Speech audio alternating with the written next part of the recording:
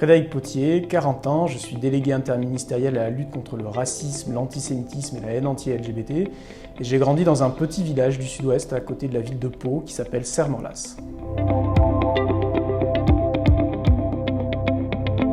C'était vraiment formidable, c'était au milieu de la campagne bernaise, entre un champ de maïs et une porcherie. C'était un tout petit village avec la chaleur du sud-ouest, avec les montagnes, avec la chaîne des Pyrénées, et donc moi j'en ai des souvenirs vraiment merveilleux. Et je suis même un peu ému quand j'en parle.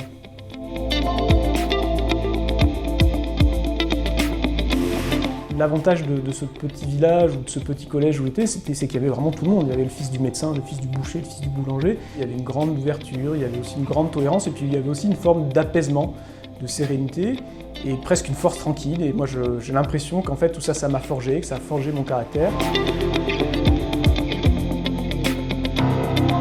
Quand j'étais jeune garçon, je voulais devenir journaliste. J'adorais lire, j'adorais écrire.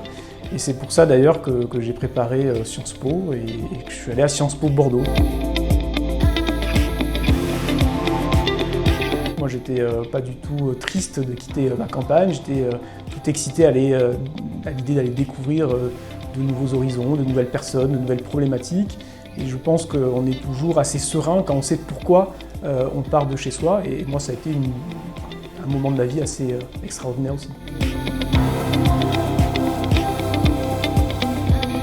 Oui, moi je me souviens la première fois que je suis arrivé à Bordeaux avec ma petite R5 rouge, c'est que je trouvais que la ville était très sale, très grise, on ne voyait pas du tout le fleuve, la Garonne. Et aujourd'hui la ville elle est belle, elle est magnifique. Et ça montre bien qu'au-delà des gens, les territoires aussi peuvent changer et ça c'est très important.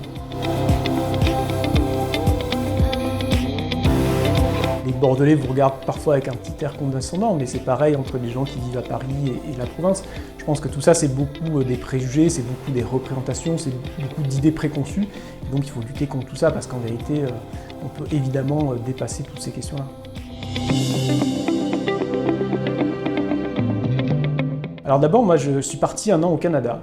Je suis parti à Québec, à l'université Laval, et je me suis vraiment amusé comme un petit fou. Quand je suis revenu à Bordeaux, eh bien, je me suis dit, allez, maintenant je me mets au travail, qu'est-ce que je veux faire de ma vie ?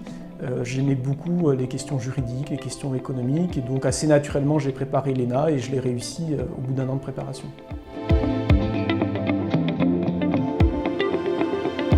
Et bien après l'ENA, moi je m'étais juré une chose, c'était de ne pas m'ennuyer. Alors à la sortie de l'ENA, je suis rentré au ministère de l'Outre-mer. J'ai découvert des problématiques très différentes de celles que je connaissais auparavant, et là encore, ça m'a donné l'occasion de découvrir beaucoup de choses et j'en ai été très heureux.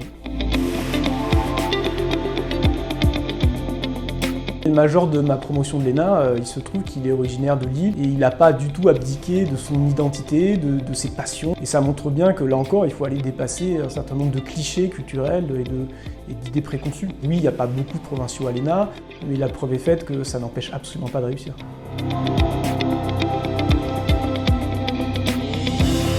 Sois audacieux, sois libre, n'aie peur de rien, impose-toi.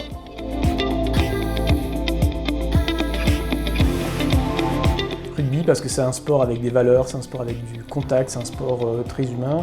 J'ai pas pu le pratiquer moi-même parce que j'ai plutôt fait du handball, mais c'est un très beau sport. Madiran parce que j'ai un petit faible pour le vin rouge. Les Pyrénées-Atlantiques.